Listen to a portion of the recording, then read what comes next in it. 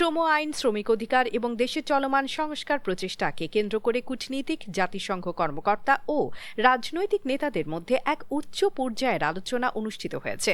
বৃহস্পতিবার 25 সেপ্টেম্বর জাতিসংঘে বাংলাদেশ স্থায়ী মিশনের আয়োজনে অনুষ্ঠিত নৈশভোজে অংশগ্রহণকারী রাজনৈতিক নেতারা শ্রম সংস্কার ও পোশাক শিল্পে টেকসই প্রবৃদ্ধির প্রতি তাদের অঙ্গীকার ব্যক্ত করেন। অনুষ্ঠানে প্রধান অতিথি ছিলেন প্রধান উপদেষ্টা অধ্যাপক ড. মোহাম্মদ ইউনূস। প্রধান উপদেষ্টা তার বক্তব্যে বলেন, বৃহৎ পরিসরে বিদেশি বিনিয়োগ আকর্ষণে শ্রম সংস্কারের গুরুত্ব অপরিসীম। তিনি ফেব্রুয়ারিতে অনুষ্ঠিতব্য জাতীয় নির্বাচনের আগে আন্তর্জাতিক শ্রম সংস্থা ILO কনভেনশনের সঙ্গে সামঞ্জস্যপূর্ণ সংস্কার বাস্তবায়নের প্রতিশ্রুতি পুনর্ব্যক্ত করেন।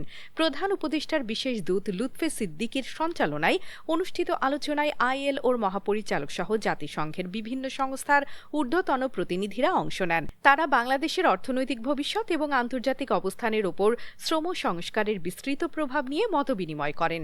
বাংলাদেশের 3টি প্রধান রাজনৈতিক দলের নেতারা তাদের বক্তব্যে পোশাক শিল্পের গুরুত্বের ওপর জোর দেন এবং অব্যাহত শ্রম সংস্কারের প্রতি সমর্থন জানান।